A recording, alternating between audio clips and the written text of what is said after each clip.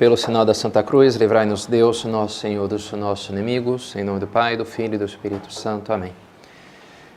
Meu Senhor e meu Deus, creio firmemente que estás aqui, que me vês, que me ouves.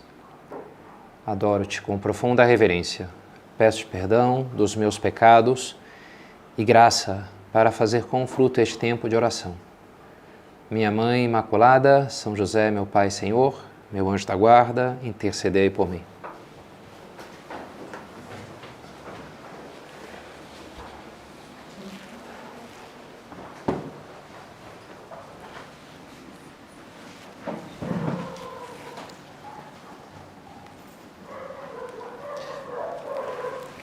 Vaidade das vaidades, tudo é vaidade, diz o Eclesiastes. Que proveito tira o homem de todo o trabalho, com o qual se afadiga debaixo do sol? No século XX, diversos pensadores foram classificados com esse rótulo de existencialistas, que um pouco chamava atenção para a vida humana com uma espécie de um certo vazio, assim, né? Todo esforço que a gente faz, o empenho, e depois parece que aquilo não tem muito resultado, não tem muito porquê. Já o livro do Eclesiastes, no Antigo Testamento, de alguma maneira traz essa ideia de como pode ser vão o esforço, o trabalho, todo o empenho, tanta confusão para depois. Entre esses escritores a gente encontra um francês, Albert Camus, que escreveu esse livro, O Mito de Sísifo, que é isso, a história de uma figura mitológica que estava obrigado pelos deuses a carregar uma pedra para o alto de uma montanha, mas estava chegando lá e a pedra cai, lá para o vale, né? E ele tem que voltar lá, pegar aquela pedra e ir empurrando e tal. Quando estava chegando, outra vez. Então ele passava a eternidade fazendo isso. Então parece que a vida humana é assim. Você se empenha, faz, mas depois, não sei, não sobra muita coisa, você se esforçou para fazer, mas depois aquilo já se desfaz. Antes de Camus, Nietzsche vai falar do mito do eterno retorno, essa ideia de que o mundo não teve nem princípio, nem vai ter fim, então é um eterno repetir-se contínuo, não é? Tudo o que foi será exatamente do jeito que já foi um dia, né? Um pouco seria invertendo a música, né? As coisas vão se repetir exatamente como elas são hoje, e ele imagina um demônio, não um anjo, em geral na Bíblia são os anjos que fazem as revelações. Ele imagina um demônio te revelando, olha, tudo que você está vivendo, você vai ter que viver infinitas vezes. E ele diz, não te lançarias ao chão e rangerias os dentes e amaldiçoarias o demônio que te falasse assim? Você não ia experimentar um certo desespero de falar, não é sempre, como assim, né? De se sentir, de alguma maneira, preso nessa repetição contínua. E é interessante, porque esses pensadores todos, eles exaltam muito a liberdade. A liberdade é o grande valor no século XX, que até hoje a gente vive isso daí, né? Até limites, hoje em dia a gente chega a um ponto de se eu me sinto uma zebra, você tem que me tratar como uma zebra, tem que dar minha cadeira de identidade, zebra, tem que, né? Senão você não está respeitando a minha liberdade, né? A gente chegou numa exaltação da liberdade que é um negócio assim impressionante. Mas mesmo assim, esses autores, e um pouco ao nosso tempo, continuam experimentando uma ausência de liberdade, uma sensação de estar preso. E por que é isso? Bem, porque no fundo o nosso coração aspira a mais, aspira a transcender. Não importa que a minha cela é 3 por 3 metros ou sei lá, é o mundo inteiro, continua sendo uma cela se eu não consigo ir mais além. O nosso coração pede para ir mais além, quer visitar um outro mundo, quer ultrapassar as barreiras da vida, dessa vida meramente natural. Mas como é possível fazer isso? Bem, pela fé em Cristo, que com a sua cruz, de alguma maneira, rompe a bolha do mundo, né? E abre o caminho para o céu, não há dúvida, né? Transcendência nos vem pela fé. Mas, ok, isso é uma solução, não há dúvida. Mas, ao mesmo tempo, mesmo que a gente tenha fé, eu acho que a grande maioria, acho que todos, né? Acreditamos em Cristo e que existe vida depois dessa vida, mas mesmo assim a gente ainda pode sentir uma certa versão mitigada dessa sensação de prisão. Porque dizer, bem, tudo bem, eu acredito que vai ter vida eterna, que vai ter céu, mas não sei, a minha vida de todos os dias muitas vezes parece tão assim, inconsequente, né? Tão pequena e as coisinhas que você tem que fazer. Quem sabe até eu encontro algum alívio num momento de oração, numa comunhão, ou naquele retiro que eu fiz e me emocionei. De alguma maneira, eu senti a presença de Deus junto a mim e senti que, de fato, que havia algo ali, algo maior, né, do que eu, do que a minha vida. E aquilo me deu uma sensação de que, bem, a minha vida tem um sentido maior, tem uma transcendência. Mas depois, no dia a dia, não sinto essas coisas, né? E talvez me sinta um pouquinho preso às obrigações, bem lá, segunda-feira, vai lá, agora aquilo outro, vamos lá, e tem que lidar com esse chefinho chato, e esse cliente, né? E aquela coisa, vamos lá, mais uma vez, tem que lavar a louça, arrumar, não sei o quê. Né? Aquilo pode ser um pouquinho assim, sei, né? Minha vida parece tão presa, se eu pudesse, sei lá, fazer outras coisas, se pudesse, né? As nossas ações podem parecer, muitas vezes, intranscendentes. A nossa vida pode parecer intranscendente. E como resolver isso? Bem, então, para isso a gente recorre à mensagem de São José Maria Escrivá, que justamente vai dar a resposta para isso. Sobretudo falando para leigos, essa obrigação é para cristãos no meio do mundo.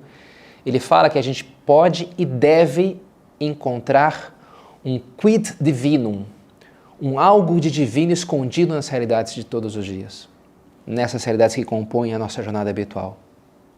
E é um trecho famoso da sua homilia Amar o Mundo Apaixonadamente. Eu lhes asseguro, meus filhos, de que quando um cristão desempenha com amor a mais intranscendente das ações diárias, está desempenhando algo onde transborda a transcendência de Deus. Intranscendente, transcendência. Por isso tenho repetido com insistente martelar que a vocação cristã consiste em transformar em poesia heróica a prosa de cada dia. Na linha do horizonte, meus filhos, parecem unir-se o céu e a terra, mas não. Onde de verdade se juntam é no coração, quando se vive santamente a vida diária. É um texto muito poético, bonito, né? Transformar a prosa em poesia, transcendente em transcendente, e essa linha do horizonte onde parece, mas na verdade onde se toca o céu e a terra é no nosso coração. Pode se tocar se a gente vive santamente a vida de cada dia. Então vamos explorar um pouco essa ideia. E para isso acho que nos serve acudir a um conceito de São João. Esses dias eu tenho, nas últimas semanas ou meses, também um pouco pelos evangelhos de domingo, tenho explorado mais São João, o evangelho de São João, que é muito rico teologicamente, com as suas imagens.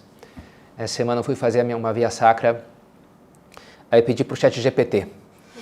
Faça 14 meditações sobre as estações da via sacra, apoiadas nas imagens do Evangelho de São João, o bom pastor, a videira verdadeira, a luz do mundo.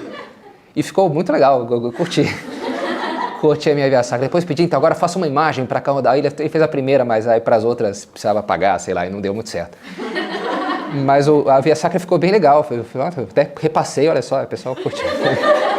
Estou orgulhoso do meu amigo, ChatGPT. Mas dentro desses conceitos ali, fechando parênteses, um conceito importante no Evangelho de São João é o de vida. Vida. A vida, eu sou a vida, eu sou a ressurreição e a vida, o caminho, a verdade e a vida. Aquele que crê em mim não morre, viverá eternamente.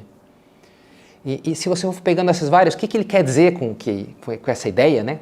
No fundo é uma ideia de Cristo que São João está ali transmitindo para a gente.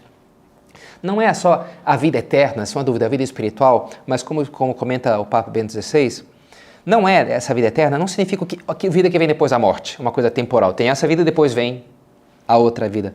Não. Vida eterna, em São João, significa a própria vida, a vida verdadeira, que também pode ser vivida neste tempo e que não pode mais ser retirada pela morte física. Não é à toa que São Paulo fala, né, que ele passou da morte para a vida e fala do pecado mortal. Não significa o pecado, você comete e você vai morrer fisicamente. Não, você vai morrer espiritualmente, você perdeu a vida espiritual, você morreu para o espírito, ainda estando vivo aqui. Então, essa é a ideia de vida, uma vida espiritual que de uma maneira eterna toca a realidade, a eternidade. E é uma vida que nasce da fé, né? Começa pela fé, confessar a Cristo, mas uma vida que, sobretudo, se realiza no amor, consiste no próprio amor, de alguma maneira. É aí onde a gente vai encontrar essa vida transcendente. É um erro mais ou menos frequente na história dessa busca pela transcendência. Com alguma frequência, as pessoas erram ao apostar demais na inteligência. Como é que eu vou chegar? Pela inteligência. E até que é razoável. Bem, se a inteligência que me coloca por cima da matéria, então para eu chegar na vida espiritual por cima da própria inteligência, também vai ser aí pela cabeça, de alguma maneira, né? Vai ser por esse mesmo caminho. E esse é um erro, né? Eu tenho dado voltas nos últimos, dá para dizer, 2, 3 anos, nessa coisa dos 3 planos, né? O plano material, o plano intelectual e o plano espiritual. Aquilo que fala São Paulo, né? A soma, que é o corpo, a psique, que é a alma, e o pneuma, que é o espírito. E nesses meus estudos me deparei com um livro da filosofia hermética, do ocultismo. Não recomendaria, mas enfim, para estudar, né? Cada um faz o que queira.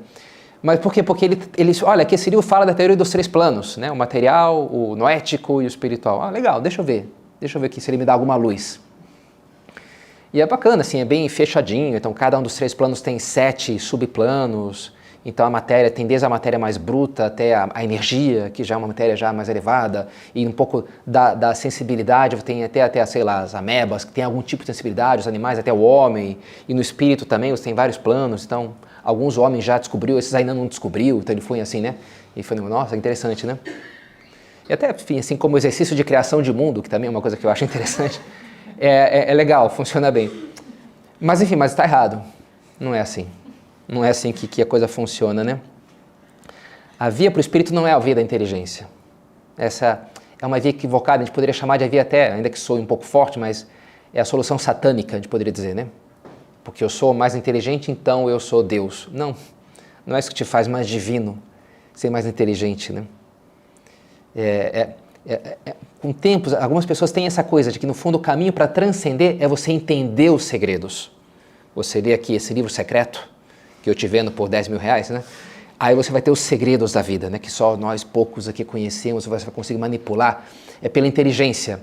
E mesmo, não sei, entre bons católicos, às vezes, algumas pessoas entram por esse caminho. Então você tem que ler, né? O máximo de coisas, Santo Tomás em latim, a Suma Teológica. Ótimo, sou super a favor, né? Mas não é por aí, não é isso que vai te santificar. Pode ter uma pessoa que nem sabe ler, que vai ser já é muito mais santo do que você, né? Com toda a tua literatura, com todo o teu conhecimento, né? O caminho para a vida cristã não é o caminho da inteligência da Torre de Babel, né? Eu vou construir aqui porque nós somos super engenheiros e a gente vai chegar no céu. Acho que você não vai chegar no céu, não funciona. Não é por isso que não vai dar certo, né? A vida cristã tem um componente intelectual, noético, cognoscitivo, não há dúvida. Que componente é esse? C'est la confiance. Não sei se vocês já leram a última exortação apostólica do Papa, que chama assim, né? Ele começa citando uma frase em francês de Santa Teresinha. Vamos ver se sai legal aqui.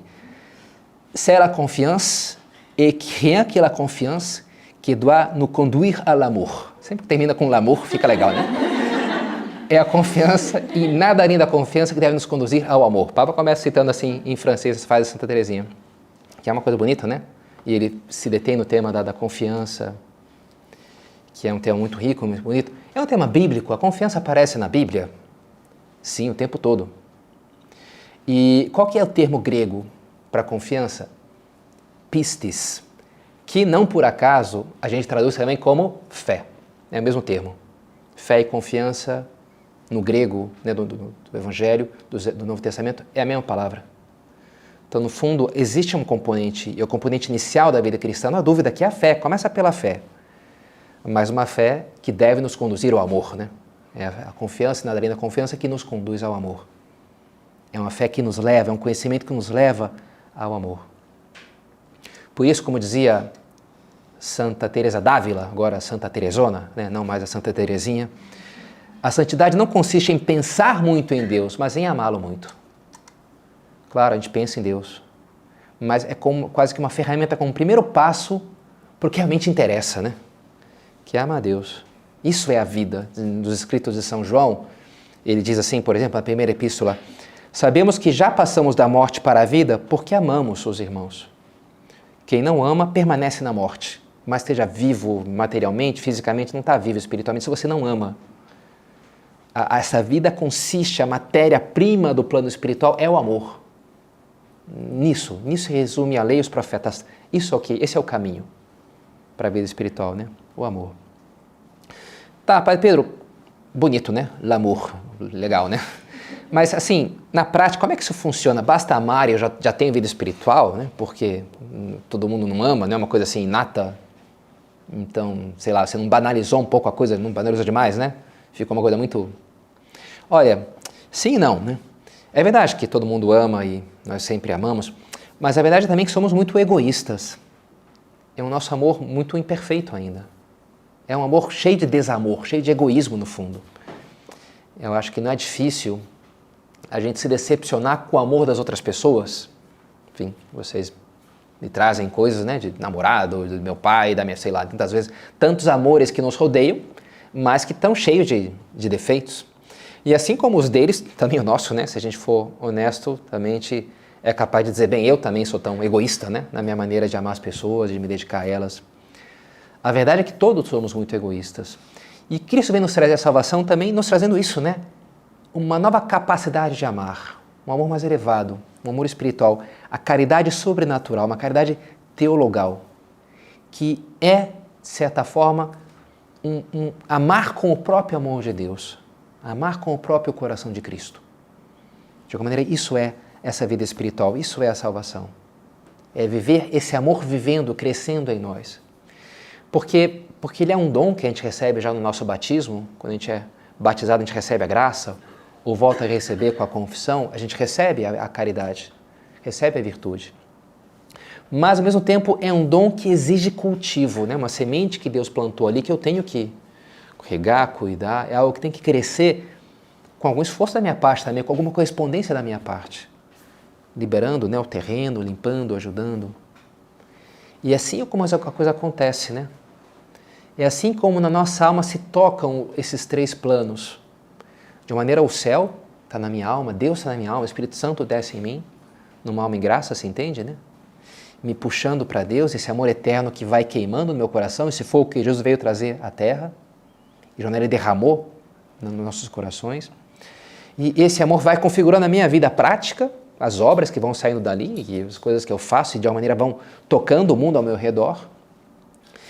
E a conexão entre essas duas coisas, o mundo externo e o céu, que se dá justamente na minha fé, na minha vida de oração, na minha vivência dos sacramentos, no meu coração. Na linha do horizonte parece início o céu e a terra, mas não, onde se tocam, se unem, é no nosso coração quando a gente vive santamente a vida ordinária, quando a gente tem fé, quando a gente reza, quando a gente frequenta os sacramentos, quando a gente busca a Deus. É aí onde toca, né, os dois, o superior, o céu e a terra, e a coisa acontece, né, a mágica acontece. Quando eu luto para fazer isso, né? Padre Pedro, qual é o tema dessa meditação que eu estou meio perdida? Olha, o tema, vocês me pediram para falar sobre como santificar a vida cotidiana, né? Algumas me passaram uma listinha de temas, esse estava ali no meio. Então, acho que, enfim, o problema mais ou menos a gente já se colocou, porque às vezes parece que a minha vida, não tem nada de transcendente, né? E já apresentei algo da solução teórica, funda pela fé, ao mesmo tempo esse sentido da vivência do amor de Deus, e agora estamos entrando um pouco mais na solução prática da coisa, tentando, né? Eu tendo a ser mais teórico do que prático, né? Então, vocês me perdoam. Depois eu vou tentar falar um pouquinho dos frutos, das consequências que isso vem, né? Que vem a partir daí.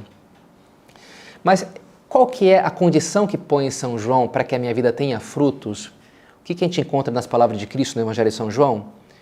Ele dizendo, eu sou a videira verdadeira e vocês os ramos, permanecei em mim. Aquele que permanece em mim e eu nele se dá muito fruto. Então, na prática, é sobretudo aí que a gente tem que focar para que eu santifique a minha vida de todos os dias, para que a minha vida tenha uma transcendência sobrenatural. Permanecer em mim. Não é à toa que a receita prática que dava São José Maria para santificar a vida de todos os dias, ele carregava o quê? Nos meios de formação contínuos, buscar meios de formação cristã, e num plano de vida de piedade também intenso todos os dias. Né? Você reza, oferece o teu dia para Deus, termina com o exame de consciência, e aí você busca participar na meditação semanal lá com o Padre Pedro, no Lagedo, aí você faz o teu retiro uma vez por ano. Né? Então você tem todo um meio de formação e um plano de vida intensos. Sobretudo, é aí que focava São José Maria.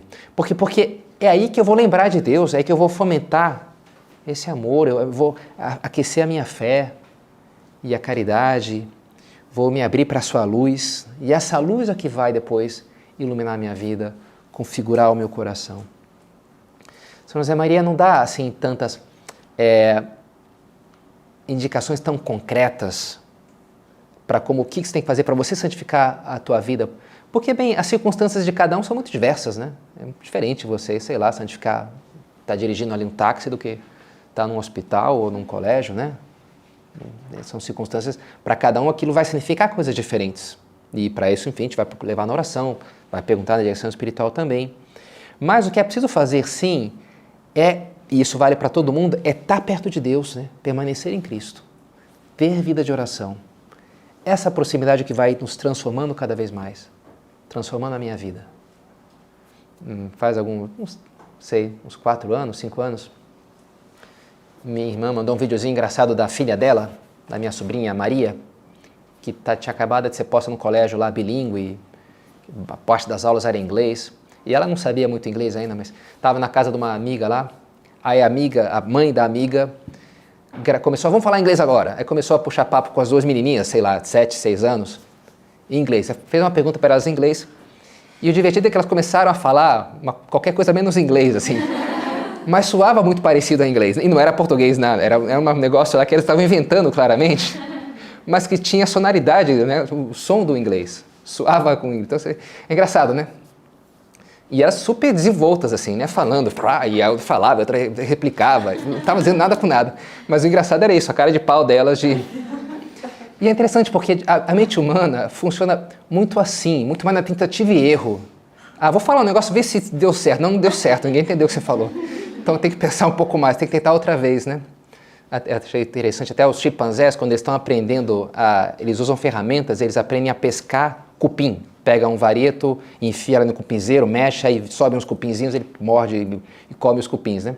Então a mãe pega, dá um vareto, aí ensina mais ou menos o gurizinho ali, o menininho. Mas é muito tentativa e erro, né? Ele vai lá e faz, e deixa ele fazer, né? O cérebro humano funciona assim, você se expõe e você vai um pouco reeducando as tuas redes neurais. É interessante essa coisa da inteligência artificial generativa, que alucina, né? Por que alucina? Você pede lá um negócio, ele fala um negócio que é mentira, né? Mas soa parecido, na verdade, soa verdadeiro aquilo.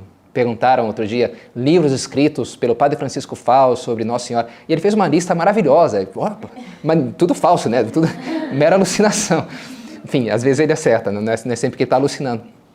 Mas interessante que até nisso ele imita o cérebro humano, né? As redes neurais funcionam dessa maneira, as nossas redes neurais também.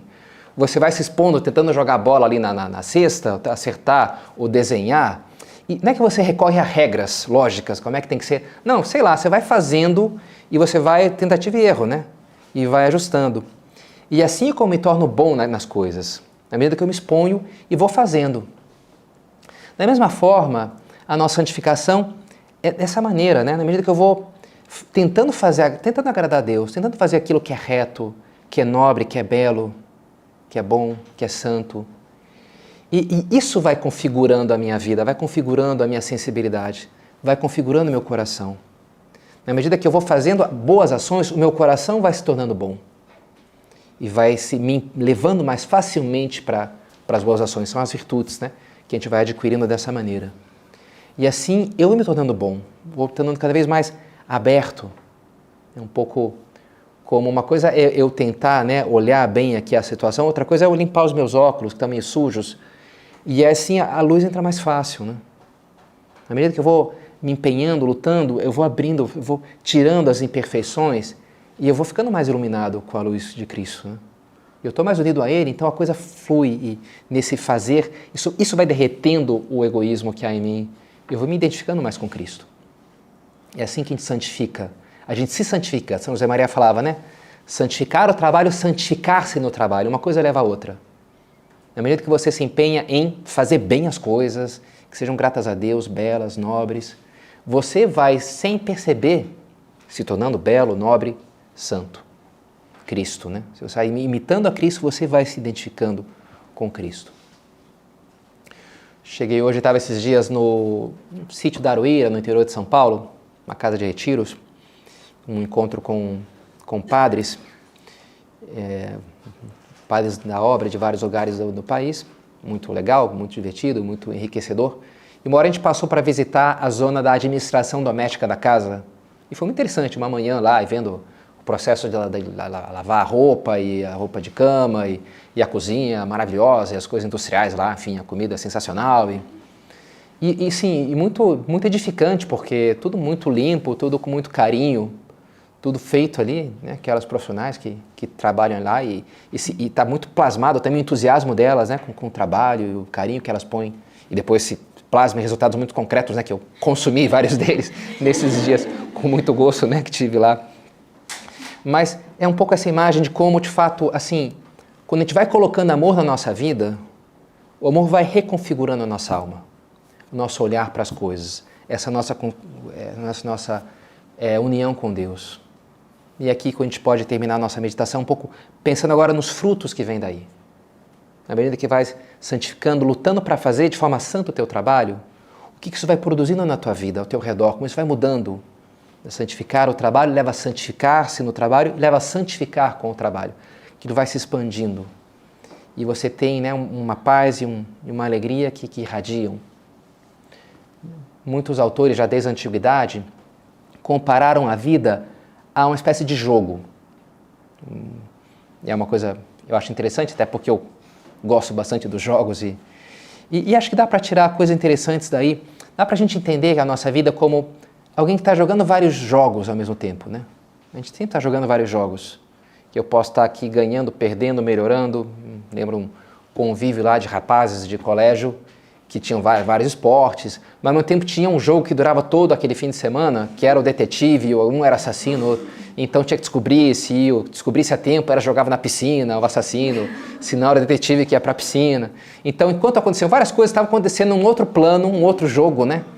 A nossa vida muitas vezes é assim, né? Estou na universidade e eu quero passar, ao mesmo tempo quero ficar bem, né? Diante das minhas amigas e também diante dos rapazes, quem sabe, né? E ao mesmo tempo eu estou querendo...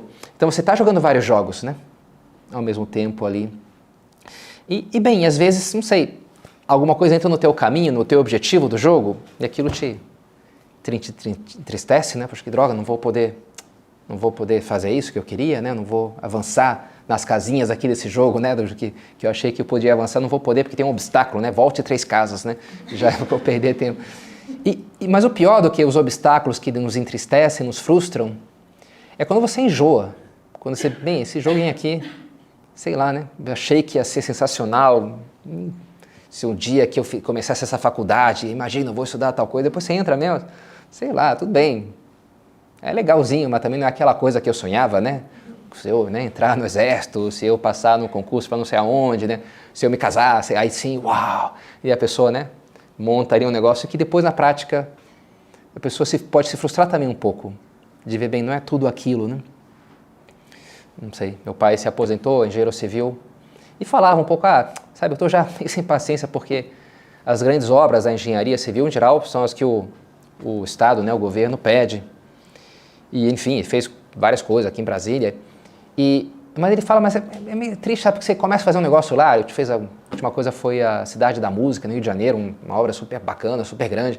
Mas aí muda o governo, se não termina a tempo, aí muda o governo, pronto, aí já o outro governador, o outro prefeito, aí embarga a obra, porque é do outro cara, né, não posso dar mérito. Então, não, aqui está irregular, corrupção, então trava um negócio, você estava super empolgado fazendo, trava tudo, vai ficar o negócio parado aí. E daquilo, frustrante, né? Ao invés, às vezes, de ser ordem e progresso, é mais desordem e retrocesso, digamos assim, nas coisas.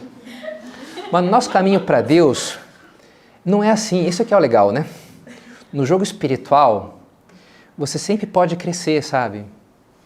Mesmo quando parece que você está botando 3 casas, você pode usar aquilo no outro plano para avançar 6 casas, né? Tudo concorre para o bem daqueles que amam a Deus. Tudo, mesmo aquilo que humanamente poderia parecer um fracasso, uma frustração, alimenta, você joga no forno do amor de Deus e aquilo queima, né? E aquece, né? Não apaga, ele aquece. Tudo concorre para o bem. Tudo pode ser ocasião da gente amar a Deus. Isso é o bonito de estar jogando esse jogo. E além do mais, é o jogo que nunca cansa, né? O jogo do amor a Deus. É o único jogo realmente transcendente, escreve em Caminho São José Maria. Se a vida não tivesse por fim dar glória a Deus, seria desprezível, né? se não tivesse como fim a glória de Deus, seria tão pequena essa vida, né?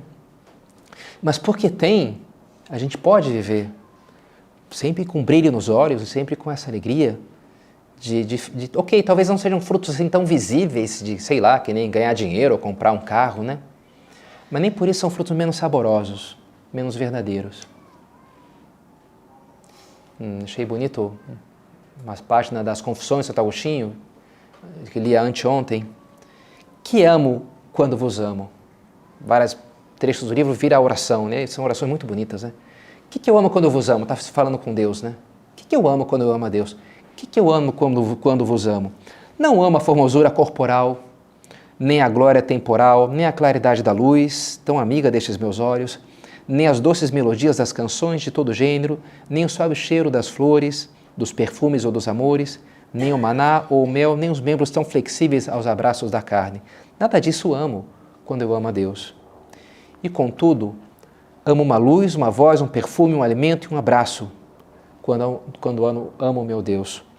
Luz, voz, perfume, abraço do homem interior, onde brilha para a minha alma uma luz que nenhum espaço contém, onde ressoa uma voz que o tempo não arrebata, onde se exala um perfume que o vento não esparge, onde se saboreia uma comida que a sofreguidão não diminui, onde se sente um contato que a saciedade não desfaz. Eis o que eu amo quando amo meu Deus. Bonito, né, Agostinho? Muito maior, né? Não é tão imediato, mas é muito mais do que qualquer outra coisa, né? Essa vida do amor a Deus, essa vida espiritual.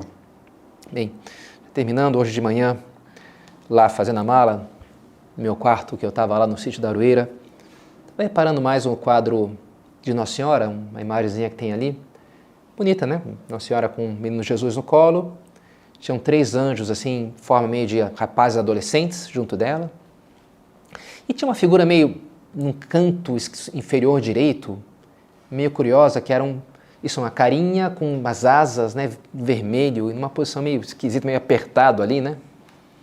Aí depois eu entendi que Nossa Senhora estava sentado. Aqui era como que parte de um trono, de uma cadeira, onde ela estava sentada, que tinha aquela figurinha, que no fundo era um querubim. Né? Os querubins, no Ocidente, acabou sendo representado, ainda que eu acho muito injusto com os pobres, no Antigo Testamento os querubins são figuras ferozes, né? Mas no Ocidente virou essa carinha de bebê com 2 asinhas, né? Aquela coisa meio ridículazinha, né? E alguma vez eles são descritos como uma brasa no Ezequiel, uma brasa de fogo, então por isso o vermelho, e são o trono de Deus, né? Aquele que se senta sobre os querubins. No fundo, Deus está sentado, o poder dele se manifesta em estar sentado sobre os querubins. Então, no fundo, Nossa Senhora está sentada sobre um querubim. Por quê? Porque, bem, ela é trono de Cristo, que está no colo dela, né? Ela está porque ele está sentado nela, ela se tenta no assento de Deus. Porque, de uma maneira, Deus está nela. Ela carrega Nosso Senhor. Né? Então, pode nos servir para concluir isso, que quando carregamos o Senhor conosco, a nossa vida deixa de ser vaidade das vaidades, algo meio vazio, um esforço inútil, uma paixão sem sentido, para ganhar realmente uma solidez, uma eficácia divina. Então, pensamos ela que nos ajude, nos conduz a essa intimidade cada dia mais transformadora com o seu Filho.